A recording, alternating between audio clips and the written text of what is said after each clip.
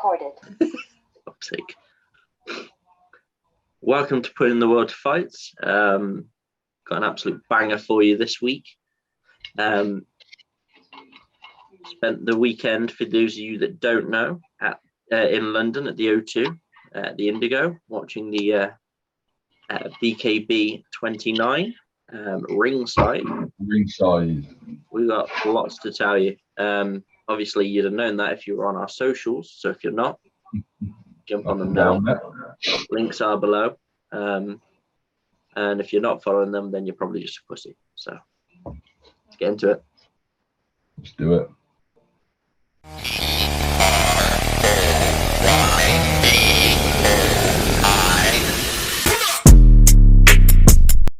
Okay, where are we starting at? I mean, in huge week. Yeah, I mean, might as well start at the beginning on a interestingly long, tiring day in London. Long day. For those of you who don't know, we had to leave at what, 7 a.m. 7 a.m. Like four and a bit hour drive, wasn't it, in the end to get there? Yeah, because we had to go via some race course that I needed to go pick up some batteries from. Because you're a fucking idiot. Shut up, bitch. 3 minutes, motherfucker. I mean, you're not wrong, but we made it just in time for the weigh-ins. 11:30 for the weigh-ins. We watched the weigh-ins. We've got plenty of pictures of the weigh-ins. If you want to actually watch the weigh-ins, you'll have to go to the BKB website. I think they streamed that live, didn't they? They did. Free. So. And the press conference, we were there for that, sat up front, literally in front of the table. And then we moved on. It was an experience, weren't it? Yeah, and then we ended up waiting around a little bit. For the fights to begin, we got in on press passes, and we were sat ringside. I mean, courtesy of Jim, bless him. Fucking top Jim bloke. Freeman, thanks. Top bloke. You know, Very absolute legend. Got us sat in on the side of the ring. I'll post a video here showing you exactly how close we were to the ring.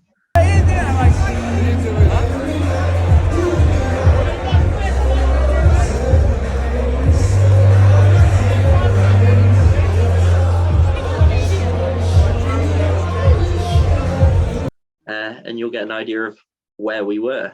We were getting blood splats and sweat splats on us, so that's a good indication of how close. Yeah, exactly. So I don't think anyone had a better view other than the referee of the fights. No, to be honest. So shall we? First card of the night. First fight of the night. Smudge, wasn't it? Good old Smudge. That was fucking. It was Luke Smudge Smith. Yeah, the Scrap King. Absolutely. Obviously, we obviously did that interview with him, so if you're watching it, you should know exactly what we're talking about. And if you haven't watched it, go back and watch it. Pause this video, go back, watch that, then come here. And then come back. Or if you can't be asked to do that, then fair play. Yeah. He said put on a show. He did what he said he was going to do. He said he was going to smash the guy's face in, and his right hand went through the guy's face. So, who was he fighting again? Hetchin, wasn't it? Hetchin, that was it. And it was a fairly, I think Smudge had the slight advantage through the whole fight. I think Smudge definitely dominated the first round. And then going into the second, Hetchin came out pretty fucking strong, to be fair. Yeah. 1 minute 52 seconds into the second round, Smudge drops him with a right hand. Yeah. And I think he said he broke his orbital bone and broke his nose, or fractured his orbital. Broke his nose. You see his face just fucking leaking after the punch, because obviously they've put up the knockout, haven't they, on the ref cam? They have, they've posted the ref cam of this one. And you see when the ref goes over to check on him, that he's just fucking leaking. He's just leaking everywhere. It's when we were sat there first at ringside, it looked like it connected, but I was thinking, you know, he'd landed some that heavy hard, did it? It didn't look heavy. Yeah, he'd landed some heavier punches throughout like the first and beginning of the second. But then when you kind of like moved his hand, you saw the blood just pissing out of it. Oh fuck! Yeah, he's taking damage there. Yeah, no, it was absolute bloodbath. Great fight. Smudge definitely deserved the win. Yeah. And he did what he said. So, absolute legend. Second fight of the night. We're gonna have to bang through these because there was a lot of them. I mean, you can always just go over the most important ones because I mean, his fucking walkout was just awesome. Oh, his walkout was great. It was fucking brilliant, man. Obviously, he's ex-military, so that was obviously a big part of who he is and what he's done. So having the military drummers there, drumming away as he did his ring walk, I thought that was fucking amazing. Agreed. Yeah, he definitely deserved the win. I'm looking forward to seeing him. Again, I want to see his next fight. Yeah. Yeah. Second fight was Mainz Healy. Mainz won that second round. 152, I think it was, or 153, almost identical timing. There were quite a lot of second round stoppages, weren't there? Yeah. Then third fight, another one we were looking forward to, Hilliard. George hits hard, Hilliard. Hits hard against Zabek. And he did what he said he was going to do. He just flattened him. I mean, considering he said, you know, he had a last minute opponent change from someone that's 5'9" to like 6 foot something or other. Yeah. Which is a bit of when you've been training to fight someone that's the same size as you, to then have a height disadvantage can be a bit of a pain in the ass. But man, did you hear the noise Zabek was making when he's on his knees, just gasping for air, where he'd obviously just whacked clean out of it? Was it a rib shot on that one, wasn't it? Yeah, it was up and under. Solid rib shot. It just took all the air out of him. Caught him clean. Lad went down. Poor lad had no chance, to be honest. It wasn't a fight. It was a massacre, to be honest. Yeah. George just decimated him. Bradley Scott. He was the next fight. He fucking opened him up. You could see the technical difference between the two of them. Bradley was picking his shots like you'd expect an MMA fighter to do. He wasn't getting... And not just an MMA fighter, ex-UFC fighter, isn't it? Of course, ex-UFC. He was taking his time. He was waiting for his moment, and then he was capitalizing. And he ended that rather swiftly, I believe, first round. I think it was the first round. Again, he just obliterated his face, and as soon as Matey Boy took the towel away from his face, you just saw the blood just pouring. It was like a fucking tap was opened up on him. Right after that has to have been... Right, I think they've even done a ref cam on that as well, haven't they? They have, yeah. They've done a ref cam. They've done a ref cam on a few of them. Make sure you check out their Instagram. We will repost. It's certainly worth it. So I mean, you get such a cool angle you wouldn't normally see. Exactly. Next fight was absolute comedy value. I have to say, although it wasn't the best fight of the night, it was one of the funniest. We had Santa Claus looking motherfucker, Leek, the Viking. The Viking. Against John Mikkel.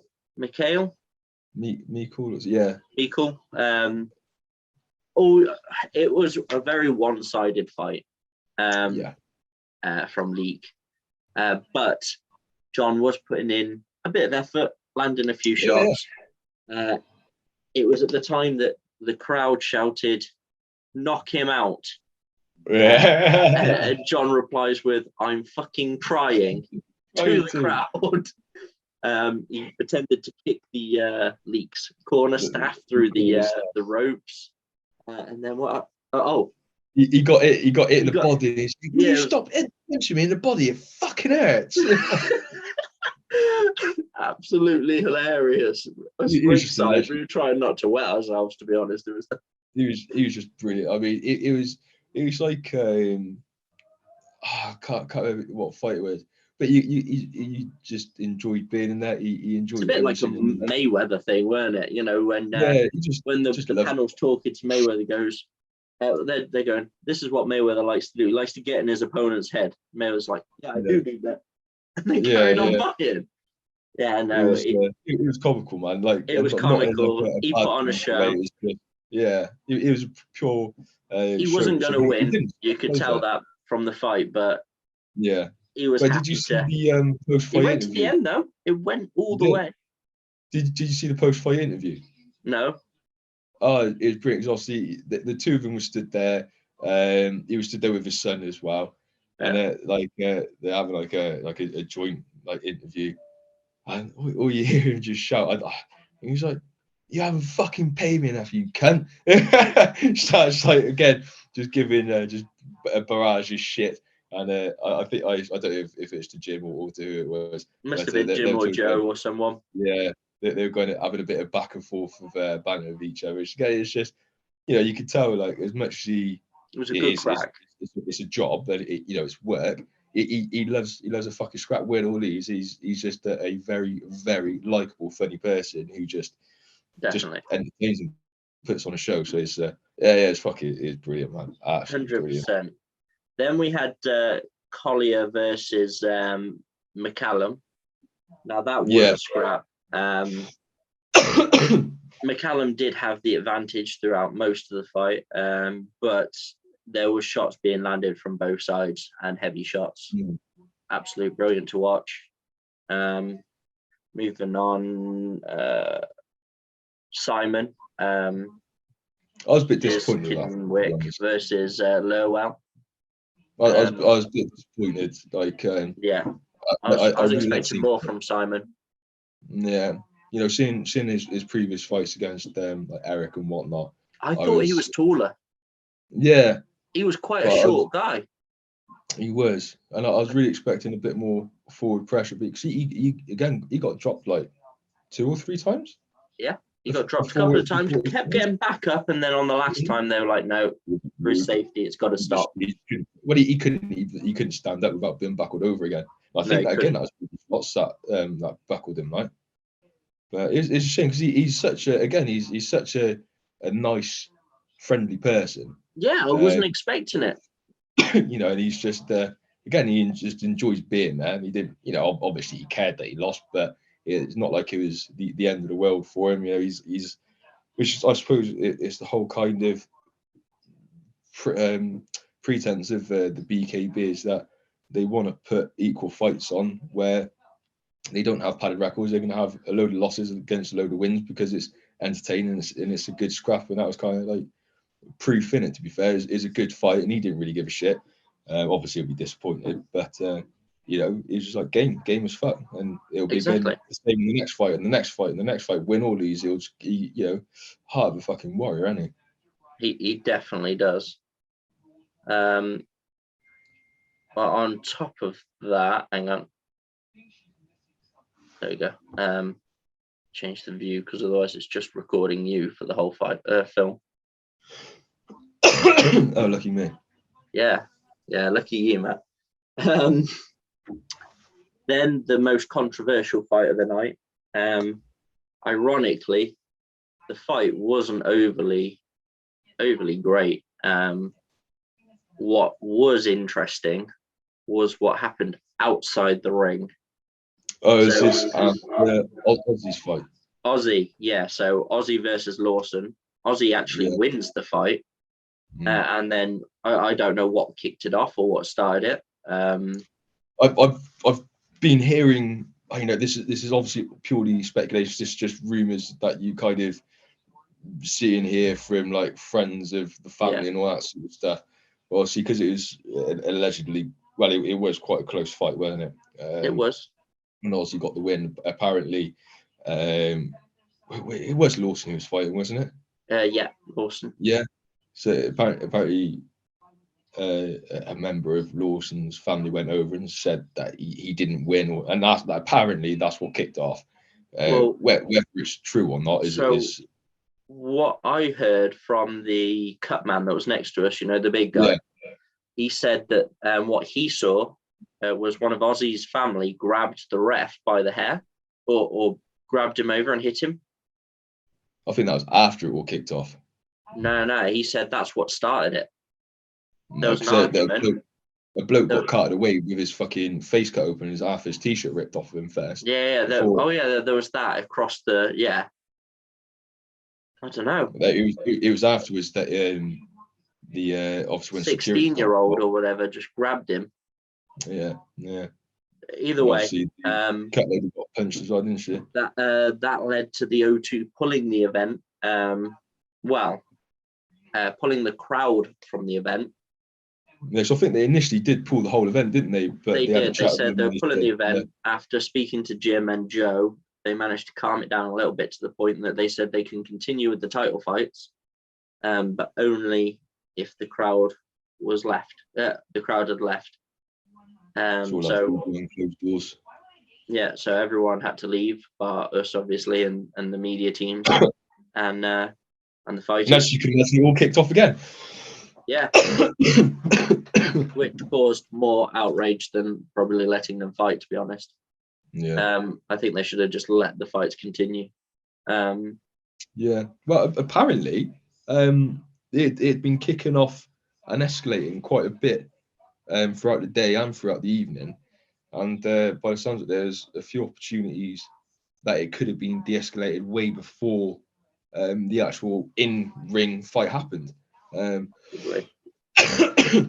so, they were sat so close together as well. It was, inevitable. The thing is, it is what it is. You got people beating shit at each other. It's a very high tension environment, and normally the people that are there to watch it also really enjoy watching fights or fight themselves, or think they can fight. Yeah, so emotions do run very, very high. Agreed. I would like to know definitives of why it all kicked off and everything else. Yeah. But I don't think we'll ever find out. It's always going to be purely speculation and hearsay about who's. Everyone's going to have their own opinion, aren't they? Exactly. So, but what can you do? Eh? What can you do? Not a lot. So after the crowd finally settled, we then had Nevin versus Penicia, I think it is, yeah. Penicia. Nevin won that. It was a very close fight, I think. But Nevin scraped the win. It went to the end. Sharp, yeah, he did. Both fighters looked sharp, though. It was a real good You scrap. could tell the difference between the undercard and the main event, that's for sure. Oh, God, yeah. Yeah, the last three fights we saw were just... Yeah, well, those are the title fights. That's what I mean. You could tell. Yeah, that's what I said. The last three fights were brilliant. Yeah, absolutely brilliant. Then, obviously, after Nevin was Lafferty versus Murray. Murray came out strong, but Lafferty, he was another animal, weren't he? Again, went the distance. He has such a wicked ring walk as well with the bagpipes. Yeah. That was just fucking amazing, man. Loved it. Sure, I thought for one moment Lafferty was going to get a little bit cocky because he did get cocky in the ring. Oh, yeah, he did, yeah. He was very cocky, but I think Murray was tired by that point. Murray didn't capitalise on that, so Tony the Tiger took the win. The rounds was very equal. Yeah, early on was, but Lafferty just found his rhythm quite quickly. He's been working. It's evident he's been working a lot on his head movement, on his defence, instead of being a stand-up brawler, and which was brilliant. It was evident from the get-go that he'd been working really, really hard on movability, because his head and footwork was just it was second to none. And I think once he was kind of getting into that rhythm and knowing that punches were slipping and he was making Murray miss quite nicely. And he thought, actually, yeah, because I had some awesome pictures of him quite literally with his hands down, just dead by his side and just using his head. And it was. I've got some video of it, but I haven't managed to go through all the videos yet. So I'm going to take some stills from the videos, because obviously we can't post the videos. But I can take some stills from them, and obviously I'm making these little montages of the fighters you know, in the ring. And then finally, unfortunately, this was the last fight of the night because there was supposed to be 4 main events. But we didn't get James Connelly, sorry, because he came out during the kerfuffle, tried to calm the situation, lost his head a little bit, couldn't get back into his headspace. But it was a mutual decision. Both fighters decided against it. Yeah. But they both had a chat and they said they both just agreed that it just, without the fans being there, it's just not right. It's the same as it's a spectator sport. Yeah, because Leeson didn't fight as well. Because they're supposed to be Leeson and Hills, wasn't there? Yeah. It wasn't even Leeson, and that didn't happen again because Leeson came out, was trying to get everyone to fuck off so they could all fight. He lost his shit. he got pissed off, and again he didn't want to fight without his fans being there. So unfortunately that one didn't happen either, which is it was a shame really. So I was really looking forward to him fighting. I was really looking forward to James fighting. Definitely. But at least we got some decent scratches. I mean, the Chad Kelly was just. And then exactly. Martin Jack versus Kelly. Chad Kelly. Brilliant fight, very bloody. It was easy to see who the more dominant fighter was.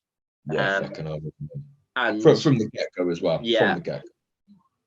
I mean, and in the final round, we could tell what was coming. I even said to you, I was like, Chad Kelly's about to get absolutely knocked the fuck out here. And then, because he threw a shot, ended up grabbing hold of Martin Jack's trousers and falling over. And then got back up, and then he took a few shots, and then he went down with a lovely left hook. That left hook was just sweet as. Sweet. It was just sweet as. And that was all she wrote for the BKB. Yeah, I mean, when you saw him go down, you saw that left hook land, and I got a picture of him kind of like still midair, fucking feet off the ground. Whilst he just at the deck, and he was out for ages. He took quite a while to get back up. He was fucked.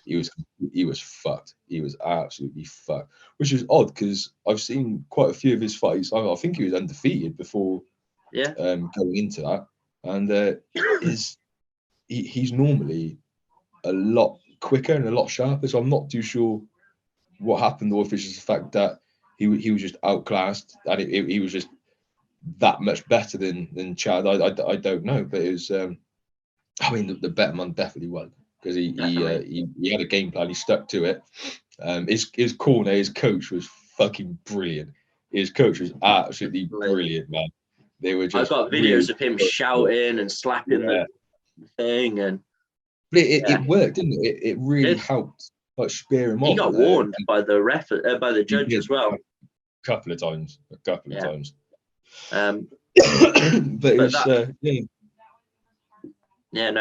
that was it for the BKB though.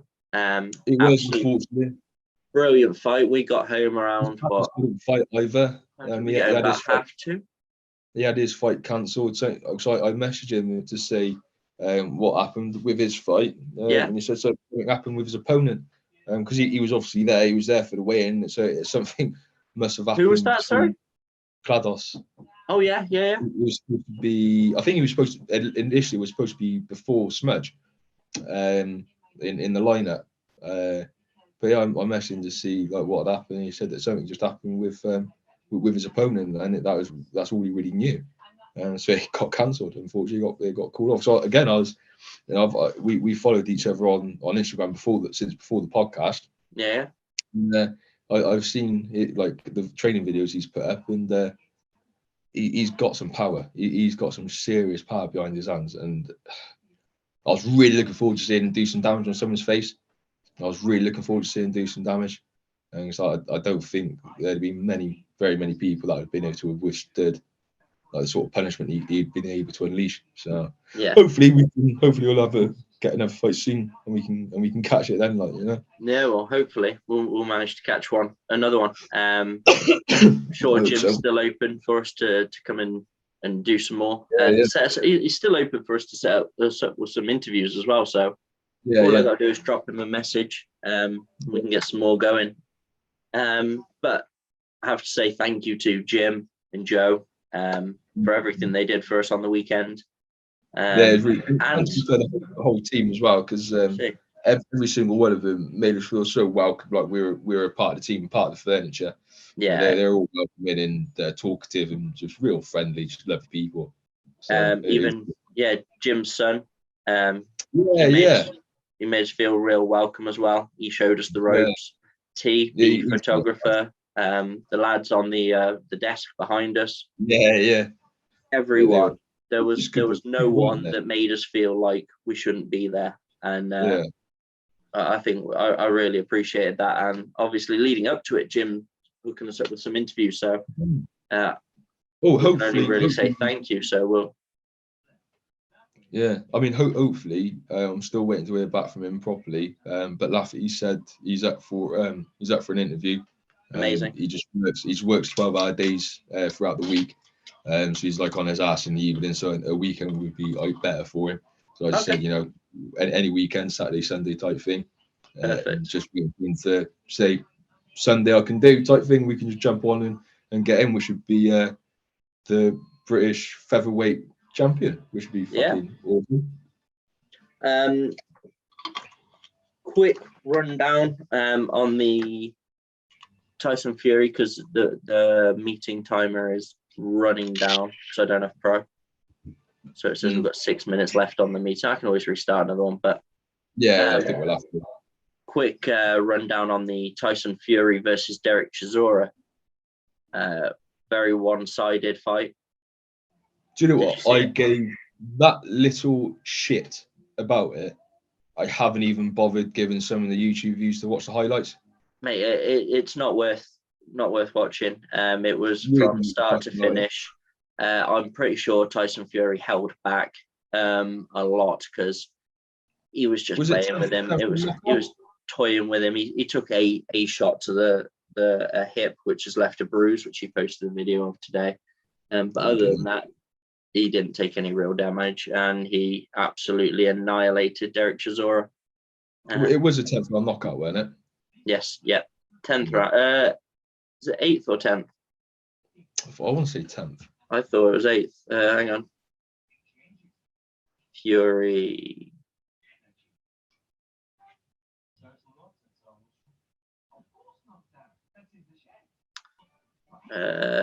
Fury won 10th round stoppage. Yeah. The ref called stop to it on the 10th round. But I reckon if Fury had gone for it, he could have probably finished it in 3 or 4. Yeah. He was just toying with him, to be honest. You washed up bums fucking scrapping. It weren't worth the pay-per-view money, to be honest. It's all bullshit at the minute. And then literally, I grew up watching boxing, love it. I'm a boxer. I'm all for it, and it's just gotten so much to shit. Like I said last week, the heavyweights there's not much to interest us right now. I mean, we've got a retired Tyson Fury still fighting. It's all about the featherweights, welterweights, lightweights, bantamweights. That's where all the action is, and that's where the people are actually being prepared to put it's not getting the exposure, to be honest. Like I said, I'm still looking forward to that Garcia fight. Garcia. Tank versus Garcia. I keep changing my mind. Who's going to win. I think Garcia's got it, to be honest, still, mate. And I think he has, but the parts we keep going back. Tank's got like a 93% win by knockout rate. Like, do you know, it was just like a crazy stat to have, isn't it? As I said, Ryan's got that chin, that solid chin. I think he could sustain a few drops. It just depends on Tank on the night. If he's on form and lands a few big ones, I mean, it could be Tank. It's one of those. I don't want to put money on either side of it now. I was quite confident Garcia was going to win, but now I'm just kind of like, the more I look Ryan's at it, faster. He's got the strong hands still, and a solid chin. I personally think Ryan's got it, but we'll have to see. I wouldn't want to put any money on it. Just be on the safe side. And then going over to the UFC, we had Holland versus Poirier. Poirier? No, not Poirier. Wonderboy. Stephen Thompson, man. What, mate? Long weekend. Long week. Yeah, Wonder Boy, and Wonder Boy showed exactly why he's called Wonder Boy. He is, I have to say, I think stand-up wise, he's one of the best that we've seen in the UFC. Yeah. Still, he's a lot older than a lot of the fighters that have retired, like Aldo, Eddie Alvarez. He's older than them, all of them, and he's still operating at the top, you know. Double R bastard, isn't he? Now, Holland lost to, changed his fighter last minute and lost to Hamzat. Yeah. Got manhandled there. Then he's taken another fight and fought Stephen Thompson and lost. He's already talked about retiring. Do you think he's going to retire now? No, doubt it. No. Doubt it. Nah. Can't see it happening just I think yet. he's going to chat some shit about it for a while and then it'll never materialise. Kind of like what Floyd did. He retired and then didn't retire, and then retired and then didn't, then retired and then exactly. Didn't. And then what else? We've lost a few fighters off the roster. We've had TJ Dillashaw retire. Yeah, but Nate Diaz came off the roster. But again though, this whole TJ thing, that's rumor and speculation again, isn't it? Because there was when he retired. But then I don't know if it is his manager or someone close to his manager, said that he hasn't retired. He hasn't been released by the UFC. He's been taken out of the UFC rankings, so he can get over his shoulder injury that he had when he fought fucking what's his name. So he's being pulled out of the rankings whilst he goes into rehab. So basically, he's done a Conor. See, I don't think he has, because from what I've seen, he has had a shoulder injury. He's had surgery already. He may have another surgery. Yeah. But he has been removed from the UFC, released from his UFC contract. Doesn't mean he can't get another one, but he's been released because they don't know when he'll be able to fight again and if he'll ever be able to fight again. Now, that's why his manager said had the same. By the UFC, they've released him from the rankings, so he's no longer. What I'm saying is his manager that he's been just officially removed from the promotion's in-house rankings. See, the only bit that doesn't support that is obviously Jiri is going through the same surgery for his shoulder. Obviously previous champion, so that's the only difference. And he hasn't been removed and isn't going to be removed. Yeah, but if he gets released from the rankings, then he's out of USADA's testing pool, like what McGregor's done, so he can go and rehab correctly. So he can then come back into the USADA rankings. That's what the speculation is. He's obviously used PEDs in the past. Yeah. So he got burnt for it. He had an incredibly bad shoulder injury. He's come back, got injured. He's been taken out of the rankings so he can potentially do what he needs to do to come back fitter and stronger and actually have a recovery and hopefully come back. I mean, the chances are in 6 months, 12 months time, he won't be re-entered because he hasn't healed enough, but he hasn't officially retired. Apparently. Okay, well, Twitter is going mad saying the opposite. This is coming from his manager. Yeah. On Twitter. Well, obviously the UFC roster watch on Twitter is ran by the UFC. Yeah, but they've said he's been released. They didn't say rankings. It just says has been released. Yeah, because he's been released from the promotion's rankings. I don't know. I reckon we'll see him on the PFL. Probably. Because I think he's out of fight contract. Yeah. If you think about it, the amount of fights he's had, I think he'll be on a rolling one contract now, because he was champion. They moved to a rolling one contract at that point, so then they can negotiate their terms. Yeah. So I think he's on a rolling one contract. So I don't even think he's contracted to the UFC at the minute. So I reckon he'll end up either one championship or PFL. I think he's going to be the next. I think he's going to follow his comrade's footsteps in Cody Garbrandt, mate. But the thing is, I don't see him winning again. If he doesn't go back to the UFC, and he has actually officially retired from the UFC because of the shoulder injury, I can't see him competing at all.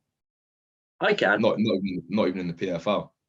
I think he's too cocky to not fight. Possibly. I think he'll fight like Cody Garbrandt. I don't think he'll get many more wins because I think he's lost his confidence. He's, I don't see him coming back from it. Well, he lost his edge, didn't he? Yes. Well, of course he did. That's a bit, What does he fight at? TJ. 61. Ah, that's a shame. To say, I'd love to have seen back in their day, TJ at his best, Chandler, meet in the middle somewhere 75 maybe. That would have been a nice fight to watch back in the day. But now, if he wasn't on Pets, obviously. Yeah, I think TJ's washed up, to be honest. Yeah.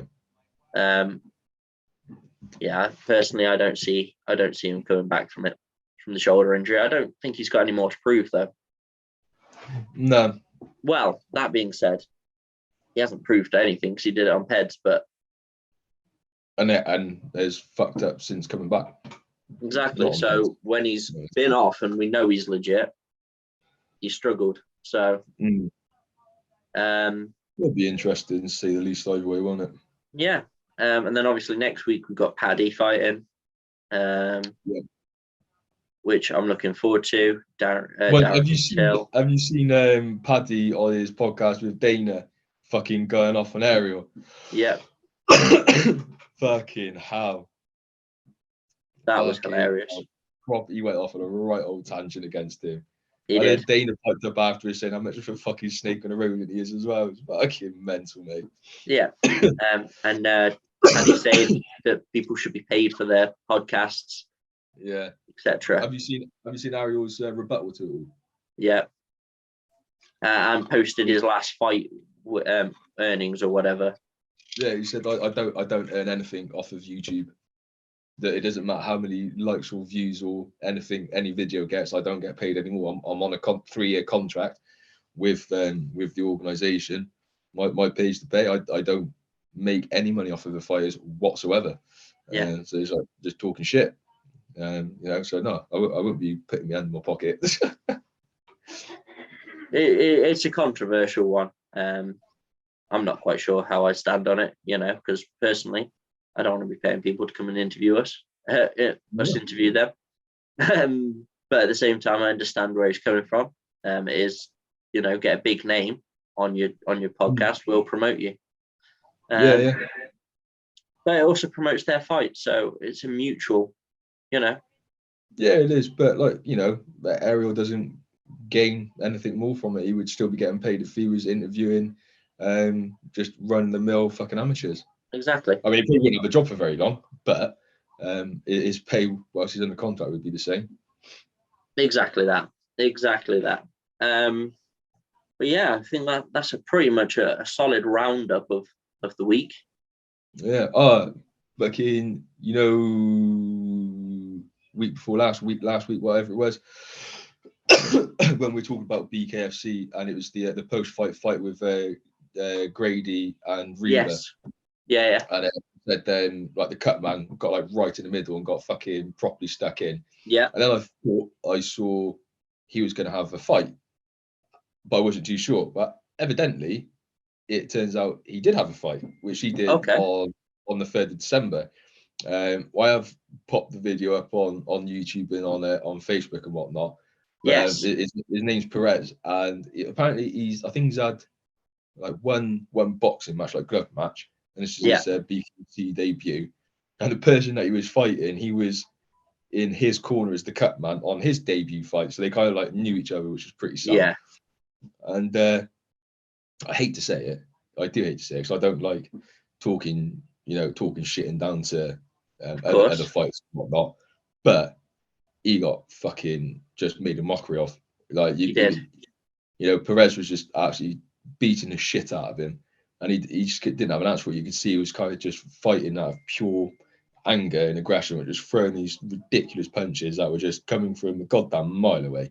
I ain't fucking out. A blind person would have fucking dodged them. Like, do you know what I mean? Yeah, I know exactly what you mean.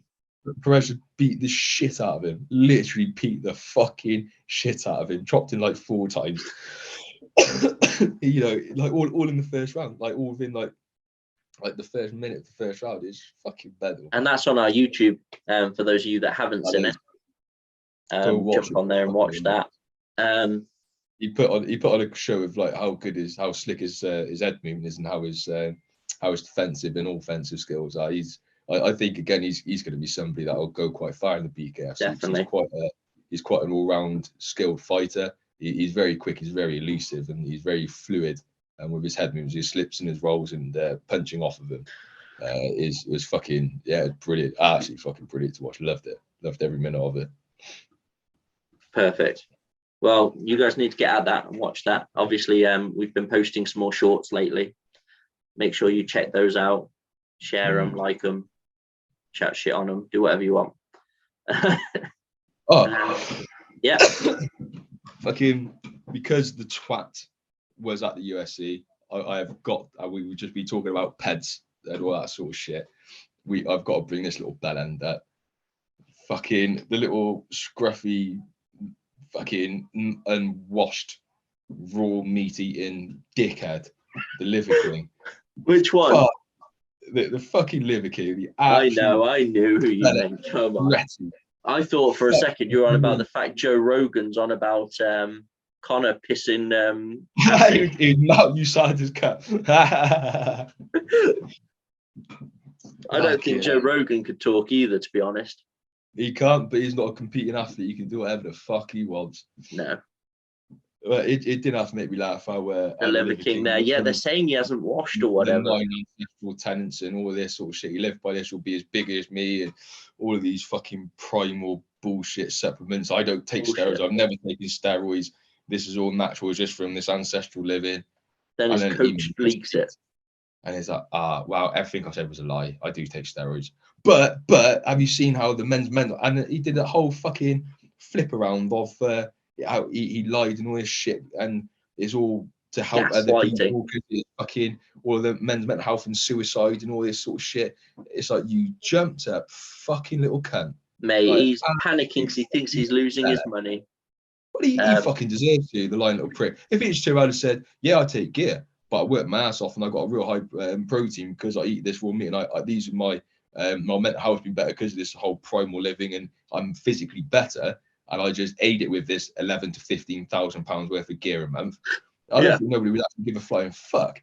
But the fact that he was just an absolute blagging fraudster, con artist, little prick. He just fucking deserves to lose everything. Absolute dickhead. Dickhead.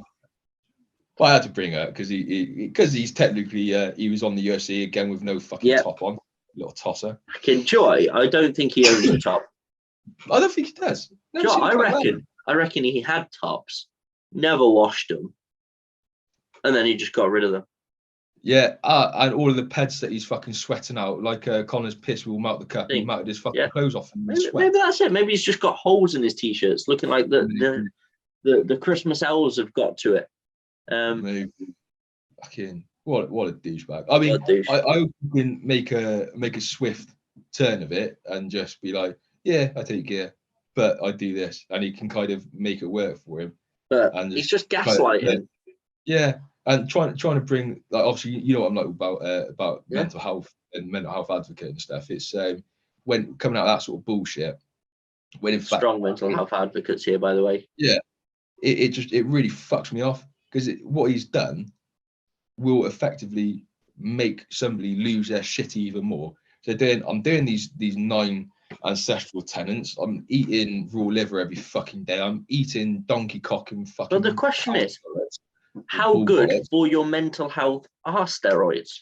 You might be doing all this shit to help with the mental health, but he probably wouldn't need to if he wasn't taking the 11 grams worth of steads. I mean, I get it. He's an older man. Yeah. He's gonna have a low testosterone level. I get it. You know, I think everybody gets it. You know, I don't know how old he is, but he ain't a fucking young gun, is he? Like, do you know what I mean? If you want to take 27, he's 27. It's the gear. That ancestral living has fucked him up. He's aged bad.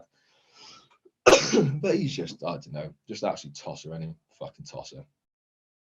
But there we go. I had to get it off my chest. He's 44. 44. I get it. He's only like 2 years older than you. Dickhead. Try 11, you little prick. Well, the way you've been moving lately, bro. Oh, fucking tell me about it. Joking. That's your chest, man. Fuck it. Do you think I can get a doctor? Do you think I can get a fucking doctor? Anyway, fucking, we're not going to get onto that bullshit of our GPs and fucking. Yeah, no, we'll have our rant about that another time. Yeah, wankers. Thank you all of you guys that have been supporting us, following us. We've seen a huge surge in activity lately. Remember to keep ringing that bell. Hit the like. Share with your friends. Drop us a comment. Tell us what you think about Liver King, the fights. Were you at the BK? The BKB? Did you see us there? I met somebody in Gloucester when I went ice skating on Sunday. Yeah. I was showing my mate Laffy's walkout, and this bloke said, "Oh, you watching the boxing?" I said, "Oh no, this is BKB from the weekend." It's like, "Oh, I was watching that at home. It's fucking awesome." I was like, "Yeah, I was there. I was ringside, mate." Yeah. So, yeah. You can even see us on the cams. You can see me with a camera like this and just your face there like this. You see us quite a lot on it. It's funny. Yeah. But yeah, ring those bells. Comment what you enjoyed. Head over to BKB official website to go check out some of their fights. Let us know your picks for this weekend. We want to know who you're cheering for, who you think will win. If you want merch, let us know. That may be something coming in the near future. Other than that, peace and love, brother. Peace and love.